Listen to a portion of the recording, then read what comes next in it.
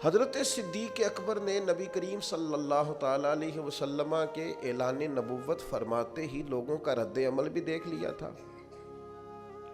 فوری طور پر لوگ رائے کیا دے رہے ہیں وہ بھی دیکھ لیا تھا۔ حضور علیہ الصلوۃ والسلام چلے گئے حدیبیہ میں، 1400-1500 صحابہ سے خود نبی کریم نے فرمایا احرام باندھو بھائی عمرہ کریں گے۔ یہاں کسی آدمی کا ویسے تھوڑا لیٹ ہو جائے عمرہ تو لوگ پوچھتے ہیں آپ گئے نہیں، خیریت تو ہے؟ نبی کریم 1400-1500 لوگوں کو لے کر گئے، اور جب مقام حدیبیہ پر پہنچے تو کفار نے روک لیا، انہوں نے کہا ہم نہیں جانے دیں گے آپ کو۔ وہاں صلح لکھی گئی، شرائط طے ہوئی، ان میں ایک شرط یہ تھی کہ اس سال آپ واپس جائیں گے، اگلے سال آئیں گے، بندھے ہوئے احرام کھولیں گے۔ کون؟ جو کعبے کے مالک اور وارث ہیں، خود نبی پاک علیہ السلام۔ آپ واپس جائیں۔ حضور نے شرط مان لی۔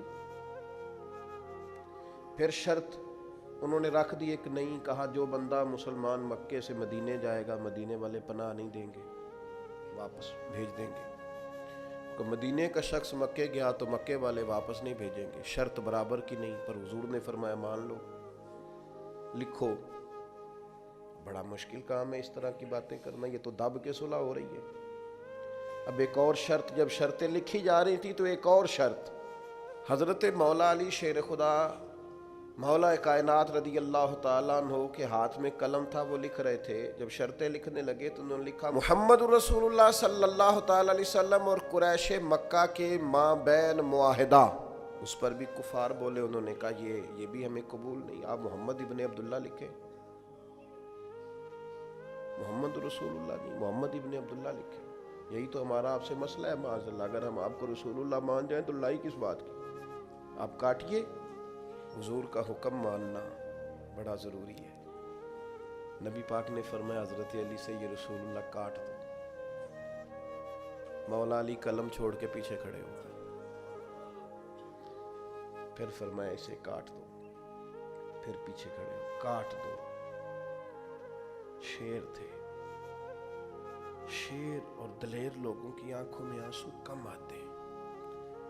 تیسری دفعہ کریم نے فرمایا علی میں نے کہا ہے کاٹ دو، ہاتھ باندھ دیے، کہا حضور نہیں کاٹنا آتا۔ غلام فریدہ میں ساری تیری، تینوں اجے یقین نہیں آیا، کاٹ دو اس کو۔ مولا کائنات نے، اب حضور نے یہ نہیں فرمایا لکھنا آتا ہے تو کاٹنا کیوں نہیں آتا، یہ نہیں فرمایا، حضور نہیں کاٹا جاتا۔ فرمایا چل پھر اس طرح کر، تو پیچھے ہٹ۔ اللہ کے محبوب نے خود وہاں سے رسول اللہ کاٹ کے محمد ابن، اتنی سخت شرطیں، اتنی سخت شرطیں۔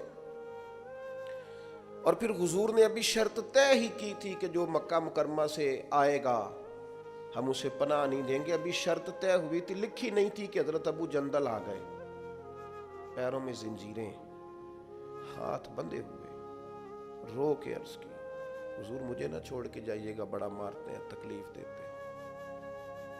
ابھی بات ہو ہی رہی تھی کہ پھر قریش میں سے لوگ بولے کہ آپ نے وعدہ کیا نہیں لے کے جائیں گے، اسی عالم میں حضور نے واپس بھیجا۔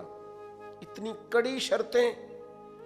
جب یہ معاہدہ طے ہو گیا، احرام کھولنے ہیں، بڑا مشکل کام ہے، 1 سال تک انتظار کرنا ہے، واپس جائیں گے، یہودی رہتے ہیں، منافق رہتے ہیں مدینے میں، باتیں کریں گے، ساری باتیں پیش نظر تھیں۔ حضرت عمر جذبہ جہاد سے سرشار، صحیح بخاری میں موجود ہے، نبی کریم کے حضور حاضر ہوئے، عرض کی حضور آپ بھی سچے، قرآن بھی سچا، اسلام بھی سچا، ہم دب کے صلح کیوں کر رہے ہیں؟ آپ ہمیں اجازت دیں، نمٹ لیتے ہیں ان سے۔ نبی پاک علیہ الصلوۃ والسلام نے کیا فرمایا؟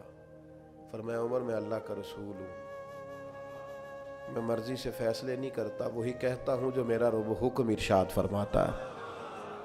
حضرت عمر عرض کرنے لگے یا رسول اللہ آپ نے فرمایا نہیں تھا کہ عمرہ کریں گے، احرام باندھو؟ تو حضور فرمانے لگے کہا تھا عمرہ کریں گے، یہ تھوڑی کہا تھا اسی سال ہی کریں گے، کریں گے نا عمرہ، ہوگا عمرہ۔ حضرت فاروق اعظم کہتے ہیں میں حضور کی بارگاہ سے نکل آیا، لیکن وہ کافروں نے نبی پاک کو ان سخت شرائط میں منایا تھا، تو مجھے جذبہ جہاد، ولولہ، دبدبا، اور مزاج کے اندر وہ جو بار بار میرے چیز پیدا ہو رہی تھی کہ ہم 313 تھے تو ان کے چھکے چھڑا دیے، اب تو ہم ہزاروں میں ہیں، کریم حکم تو کریں۔ فرماتے میں وہاں سے تھوڑا پیچھے گیا تو حضرت ابو بکر صدیق موجود تھے۔ میں نے کہا ابو بکر حضور بھی سچے، وہی باتیں جو حضور سے کی تھی۔ ابو بکر صدیق نبی پاک بھی سچے، قرآن بھی سچا، اسلام بھی سچا، تو ہم دب کے صلح کیوں کریں؟ تو فرماتے ہیں کہ حضرت صدیق اکبر نے مجھے ایسے مزاج شناسہ ہیں نبی پاک کے، وہی جواب دیا جو حضور نے دیا تھا۔ کہنے لگے عمر تجھے تیری ماں روئے، وہ اللہ کے رسول ہیں، وہ مرضی سے فیصلہ نہیں کرتے، وہی فرماتے ہیں جو رب انہیں حکم ارشاد فرماتا ہے۔ وہی بات حضرت صدیق نے کر دی تو ارشاد فرمانے لگے، میں نے فوراً پھر وہی جملہ دہرایا جو حضور کے سامنے۔ میں نے کہا ابو بکر کریم نے فرمایا نہیں تھا عمرہ کریں گے، احرام باندھو؟ تو حضرت صدیق اکبر کہنے لگے کہا تھا محبوب نے، فرمایا تھا، پر یہ تو نہیں نہ فرمایا تھا کہ اسی سال ہی کریں گے۔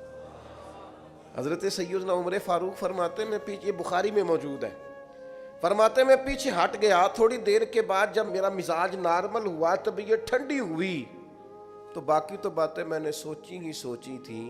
میں سوچنے لگا ابو بکر صدیق کا ایمان کتنا طاقتور ہے، کتنا مضبوط ہے، کتنے شناس۔ ایک ہوتا ہے حکم،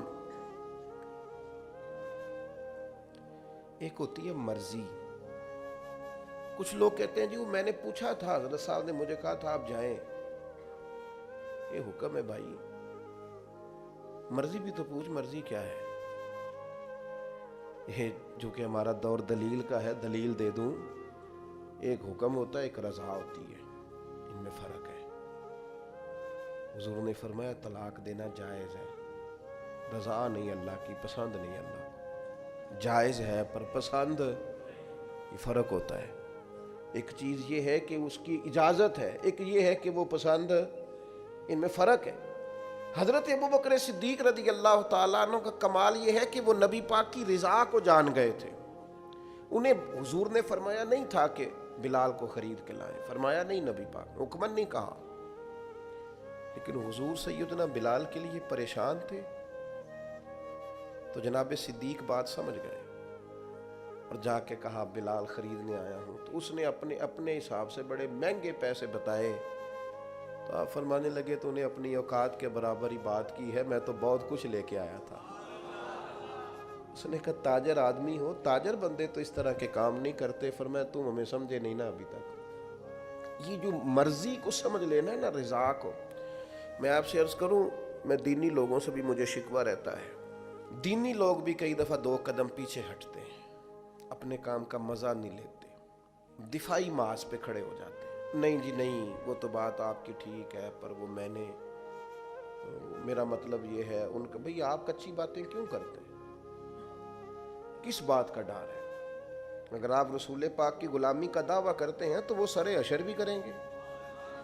2 قدم پیچھے ہٹنے کا کیا معنی؟ آپ فلاں جگہ، جی ہاں میرا بھی فلاں جگہ نسبت کا رشتہ، یہ کیا بات ہوئی؟ کچی باتیں کرتا ہے تو؟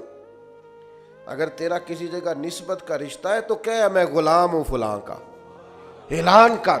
یہ کیا بات ہوئی؟ کمزور باتیں کرنا، اپنے کام کا لطف ہی نہ لینا اور پلپلا پڑ جانا، کمزور باتیں کرنا۔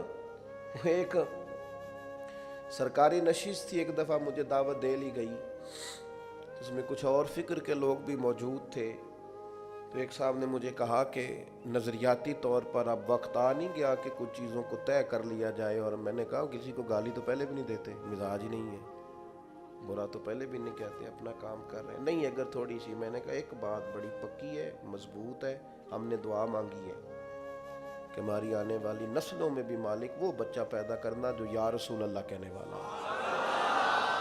میں وہ سنی ہوں جمیل قادری مرنے کے بعد، میرا لاشا بھی کہے گا صلاۃ و نظریاتی کمزوری کوئی نہیں، کچی بات ہوگا قیامت۔ داتا صاحب جاتے ہیں تو میرے بھائی ہم ڈٹ کے جاتے ہیں، خواجہ اجمیر کے ہاں جاتے ہیں تو اللہ کے فضل سے ڈٹ کے جاتے ہیں، غوث اعظم جیلانی کو مرشد مانتے ہیں تو دعویٰ یہ ہے کہ خدا کے فضل سے ہم پر ہے سایہ غوث اعظم کا، اور ہمیں دونوں جہاں میں ہے سہارا غوث اعظم۔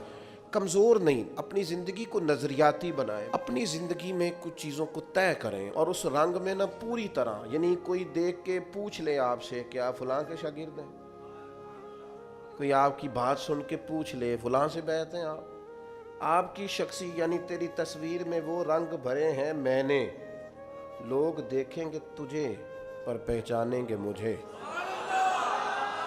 انسان کی کیفیات ہوں، یعنی اس کا انداز ہو، اس کا طور طریقہ ہو، لوگوں کو پتہ چلے کہ اس کی نسبت کس جگہ پہ ہے، کمزور کچی باتیں نہیں۔ عیسائی اس طرح کرتے تھے کہ ان کے ہاں جب کوئی بچہ پیدا ہوتا نا تو وہ بچے کو نا برتن میں زرد رنگ پانی میں ڈال کے نا تو بچے کے اوپر ڈالتے ہیں، کہتے اب یہ عیسائی ہو گیا، ہم نے اسے زرد رنگ چڑھا دیا۔ تو بعض لوگوں نے نا مسلمانوں سے پوچھا، اور میرا خیال یہ ہے کہ اس طرح کے سوالات اکثر عورتوں سے کرتی ہیں، تمہارا کون سا رنگ ہے؟ عیسائی رنگ ڈالتے تھے اپنے بچوں کو زرد رنگ، اب یہ پکا عیسائی ہو گیا ہے۔ تو رب کریم نے فرمایا ان سے کہو صبغۃ اللہ، ہم نے اللہ کا رنگ اوڑا ہے۔ یہ قرآن مجید کی آیت جو میں نے تلاوت کی، مسلمان کا رنگ کیا ہے؟ صبغۃ اللہ، ہم نے اللہ کا رنگ لیا ہے۔ ومن احسن من اللہ صبغہ، اور ان سے پوچھو اللہ کے رنگ سے سونا رنگ بھی کسی کا ہو سکتا ہے؟ یہ مسلمانوں پر جو رنگ ہے یہ اللہ، اور پوری طرح رنگ گئے اس میں۔ کون کون رنگے؟ تمام صحابہ، تمام اہل بیت، اس کے بعد اولیاء، صوفیاء، اتقیاء، علماء، مفسرین، محدثین۔ تاریخ انسانیت میں بڑے لوگ آئے جو صبغۃ اللہ، اللہ کے رنگ میں رنگ گئے۔ عقیدے مضبوط، توکل مضبوط، شکر مضبوط، صبر مضبوط، حضور کی غلامی مضبوط۔ کہ میرا دل کرتا ہے دو لوگوں کے نام لوں جو پوری طور پر صبغۃ اللہ میں رنگ گئے۔ ایک نام انبیاء میں ہے، وہ ہے حضرت ابراہیم خلیل اللہ کا، واتخذ اللہ ابراہیم خلیلا، میں نے جناب ابراہیم علیہ السلام کو اپنا خلیل بنا لیا۔ اور کیسے بنایا؟ وَإِذِ ابْتَلَىٰ إِبْرَاهِيمَ رَبُّهُ بِكَلِمَاتٍ فَأَتَمَّهُنَّ قَالَ إِنِّي جَاعِلُكَ لِلنَّاسِ إِمَامًا۔ رب فرماتا ہے میں نے بعض باتوں میں جناب ابراہیم کو آزمایا، میں نے امتحان لیا۔ یاری تیری سونا تے آزمائشاں تیریاں اگ، سونا پرکھیا جامدائی پہلو نال اگاں دے لگ۔ اللہ فرماتے میں نے ان سے امتحان لیا، فَأَتَمَّهُنَّ، پھر امتحان لینے والا فرماتا ہے وہ میرے امتحان پہ پورے اترے۔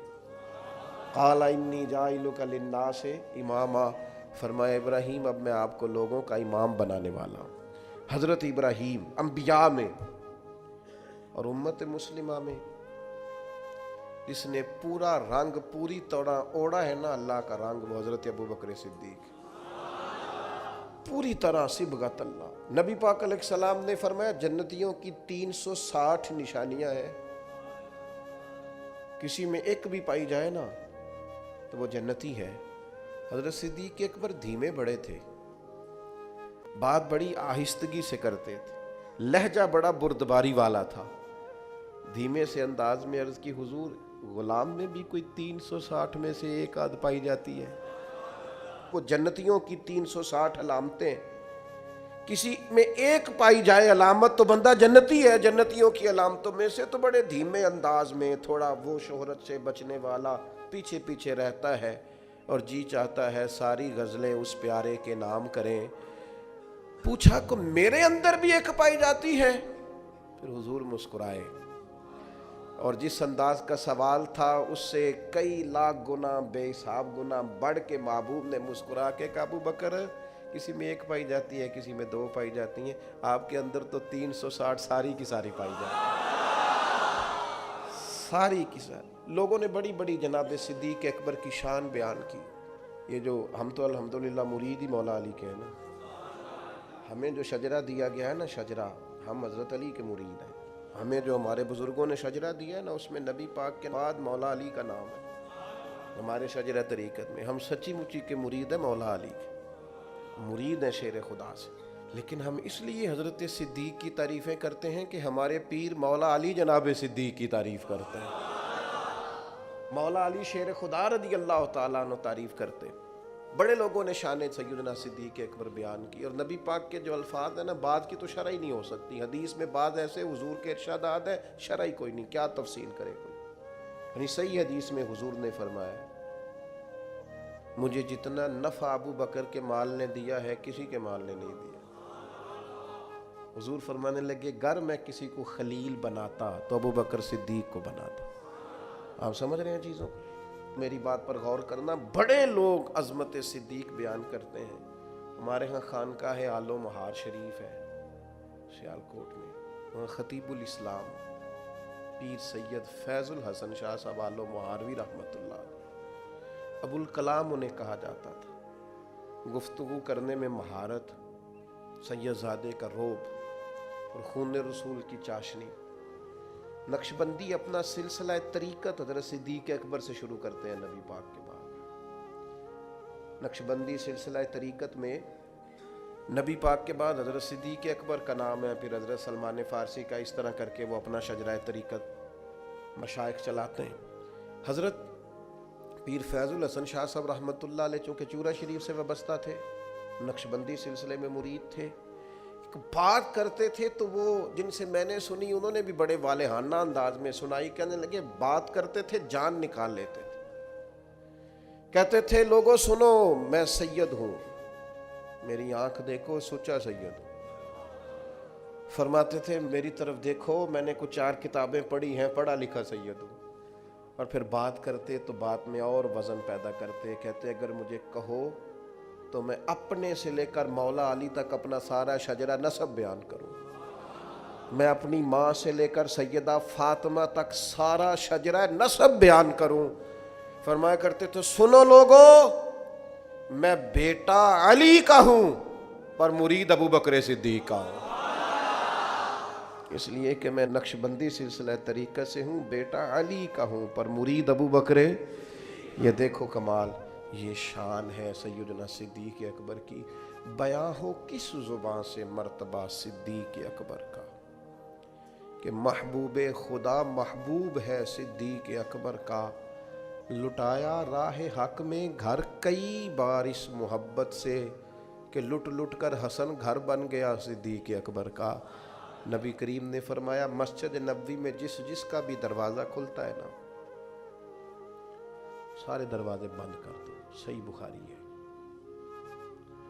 سب بند کر دو دروازے. ابو بکر صدیق کا دروازہ نہ بند کرنا. آج بھی کسی بھی زمانے میں مسجد نبوی کے سب دروازے بند کیے جا سکتے ہیں، لیکن جس کے باہر لکھا ہے نا باب ابی بکر صدیق، وہ دروازہ کبھی بند نہیں ہوتا، کیونکہ اس دروازے کو مدینے والے محبوب نے کھلوایا ہے. وہ ہمیشہ چمکتا. لوگ شرارتیں کرتے ہیں اور انسانی طبیعت ہوتی ہے کہ شرارت کی طرف جلدی مائل ہوتی ہے. کوئی اپنا قد اونچا کرنے کے لیے بعض اوقات کسی بڑے آدمی کے خلاف بات کرتا ہے تو لوگ اسے بھی غور سے سنتے ہیں. یہ بھی ایک طریقہ ہوتا ہے شہرت حاصل کرنے کا. جب بھی آپ کو کوئی شخص نظر آئے نا صحابہ میں سے اہل بیت میں سے کسی کے بارے میں کچی بات کرتا تو سمجھو بیچارہ کمزور ہے، یہ بیچارہ نہ کسی نفسیاتی الجھن کا شکار ہے. اپنا قد اونچا کرنے کے لیے کسی بڑے کے بارے میں بات کرنا ہے. اس طرح قد اونچے نہیں ہوتے. کبھی ایسے لوگ، بہت سارے لوگ ایسے ہیں جن کی کوئی حیثیت ہی نہیں بیچاروں کی. میں ان سے کہتا ہوں ہمیں نا اپنی اوقات میں رہنا چاہیے. اوقات سے اونچی بات. ہمارے دادا شیخ تھے حضرت مولانا مصطفیٰ رضا خان صاحب رحمۃ اللہ، ان سے کسی نے حضور کی 4 بیٹیوں کے نام پوچھے تو حضرت اٹھ کے اندر چلے گئے. اس نے اعتراض کیا دیکھو کتاب دیکھنے چلے گئے، اتنے بڑے مفتی ہیں اور بیٹیوں کے نام یاد. حضرت واپس آئے تو داڑھی سے پانی کے قطرے گر رہے تھے. فرمانے لگے وضو کرنے گیا تھا، میں نے حضور کی بیٹیوں کے نام کبھی بغیر وضو زبان سے ادا نہیں کی. اپنا قد دیکھیں اور اس قد میں رہیں. اپنے قد سے اونچی کبھی کوئی بات نہ کریں، کبھی کمزور نہ پڑیں. اور میں آپ کو ایک بطور نصیحت بات کرتا ہوں اپنے سنگیوں کو، جہاں دینی لوگوں پر بحث ہو رہی ہو نا کسی جگہ پہ، کوئی کسی صحابی کے بارے میں کسی قسم کی کوئی بحث کوئی بندہ بھی چھیڑے، اپنے کان پوری طرح بند کر لو. اور ایسے کسی آدمی کی کسی شرارت کا شکار قطعاً نہیں ہونا۔ یہ بڑا خوفناک منظر ہے۔ کفر اگر کبھی ہم سے پوچھے گا تو ہم یہ بتائیں گے کہ قرون اولیٰ کے لوگ بھی لڑتے رہے تھے، کوئی زمانہ ٹھیک ہی نہیں رہا تھا۔ کیا جواب دیں گے آپ دنیا کو؟ اس لیے بڑوں کے معاملات کے اندر الجھنے کی ضرورت، بڑے تھے، بڑوں کی باتیں بڑی ہوتی، اس لیے اپنی زندگی میں جناب ابو بکر صدیق سے 3 باتیں سیکھ لیں۔ ایک تو انہوں نے وفا کر کے دکھائی ہر جگہ، اور دوسری بات یہ ہے کہ حضور کی رضا جس چیز میں تھی انہوں نے اپنے آپ کو اس چیز کا عادی بنایا، اور تیسری اہم اور نتیجہ خیز بات یہ تھی کہ دین کی امانت کو بطور امانت لیا ہے تو اسے امانت ہی سمجھا۔ ان کے اپنے بیٹے جوان تھے، صحابی تھے، 4 نسلیں صحابی ہیں جناب صدیق کی، اور جناب عمر سے ویسے ان کی زندگی میں بنی نہیں، مقابلہ ہی رہا۔ حضرت عمر بھی کہتے ہیں میں ساری زندگی آگے گزرنے کی کوشش کرتا رہا۔ آپ کو ایسا نہیں ملے گا کبھی بھی کہ بڑا ان کا کوئی قریبی اکٹھے آنا جانا تھا، ایسا نہیں تھا، لیکن جب وہ وصال کر رہے تھے تو انہوں نے کہا میرے بعد امیر عمر فاروق ہوں گے۔ تو لوگوں نے شکوہ کر کے کہا کہ اتنے سخت آدمی کو بنا کے جا رہے ہیں۔ آپ نے فرمایا رب پوچھے گا نا ابو بکر سے، اور وہاں جو آپ کے جملے ہیں وہ بڑے شاندار ہیں۔ آپ فرمانے لگے میں دنیا سے جا رہا ہوں، اس وقت تو اس عالم میں تو بڑا جھوٹا آدمی بھی سچ بولنے لگتا ہے، اور میں تو ہوں ہی صدیق۔ فرمانے لگے رب کریم اگر مجھ سے پوچھے گا نا کس کو محبوب کی امت کا نگران بنا کے آئے ہو، تو میں عرض کروں گا مالک جو تیرے محبوب کی امت میں سب سے بہترین آدمی تھا اسے بنا کے آیا ہوں۔ اور پھر حضرت عمر نے بھی اس کو نبھایا، ان تؤدوا الامانات الی اہلھا، امانتیں اہلوں کے حوالے کرو، نا اہلوں کے حوالے نہ کرو۔ حضرت عمر رضی اللہ تعالیٰ عنہ سے کہا گیا آپ کا اپنا بیٹا بھی تو نیک ہے نا، اسے بنا دیں۔ آپ فرمانے لگے بنانے کی بات دور کی رہی، میرا بیٹا خلافت کے مشورے میں بھی شامل نہیں ہوگا، حالانکہ حضور نے فرمایا تھا ان کے بیٹے کے لیے راجل صالح، تیرا بیٹا نیک آدمی، تو میں مشورے میں بھی شامل کیوں؟ فرمایا اس نے تو ایام طہر میں اپنی بیوی کو طلاق دے دی تھی، جسے بیوی کو طلاق دینے کا طریقہ نہیں آتا اسے مسلمانوں کا نگران بنا دو، یہ کیسے ہو سکتا؟ یہ دیانتدار لوگ تھے۔ اپنی زندگی میں ان چیزوں کو غور سے دیکھیں، اور جو بات شروع کی تھی پھر اسی پر آتا ہوں، اپنے کام کا لطف لیں، اپنے کام کا مزہ لیں، اس کا سرور حاصل کریں، اس کا ذائقہ۔ میں کراچی میں تھا، ایک ادارے کا دستار فضیلت کا جلسہ تھا، تو مجھے مفتی صاحب میرے کان میں کہنے لگے کہ بچے پڑھائی پر توجہ نہیں کرتے۔ میں نے ان سے کہا جو توجہ نہیں کرتا اس کی پڑھائی چھڑوا دیں، اسے کہیں جس طرف تیری توجہ ہے تو وہ والا کام کر لے، جن کو جبراً پڑھاؤ گے وہ کل کو تبلیغ کیا کریں گے؟ میری بات کی سمجھ آ رہی؟ ڈنڈے سے جس کو پڑھانا ہے کہ نہیں تجھے پڑھانا ہی ہے، وہ یہاں ایک صاحب اپنے بچے کو لے کے آگے مار مار کے اسے حفظ کرانا ہے، تو میں نے کہا نہیں پڑھتا تو کچھ اور کرا لیں۔ کہنے لگے ہماری بخشش کا بھی ذریعہ بن جائے گا، تو میں نے کہا آپ خود اس طرح کے عمل کریں نا، اللہ بخشش کے اسباب پیدا کرے۔ اپنی بخشش اس پہ ڈال رہے ہیں اور اس کی حالت یہ ہے کہ وہ چوتھے دن دوڑ جاتا ہے۔ تو بوجھ بنا کے کوئی کام نہیں کریں، کام کا مزہ لیں، انشاءاللہ تعالیٰ سکون حاصل ہوگا۔ ہماری طرح کا ماحول بنائے نا جی، پابندی لگاتے تھے سارے گھر والے نہیں پڑھنا، چوری پڑھتے تھے، چوری، لیکن بغاوت کر کے پڑھنے میں، اور تھوڑا سٹائل ذرا ہٹ کے برساتاں وچ میں خانے دی چھت اتے بہ کے پیتی ہے، میں پہلا واؤ نارنداں تو جنہ کھلی بغاوت کیتی ہے، منافقہ ہار نہ چایا پار مسلے دانا پڑی کدے نہ نیتی ہے، ایک کو یار دی یاد پکائی ہے تے وہ یاد مکمل کیتی ہے۔ اپنی زندگی میں طے کریں یار چیزوں کو، پھر وہ آپ کو مزہ دیں گی، پھر وہ سکون دیں گی، آپ کو اطمینان ملے گا۔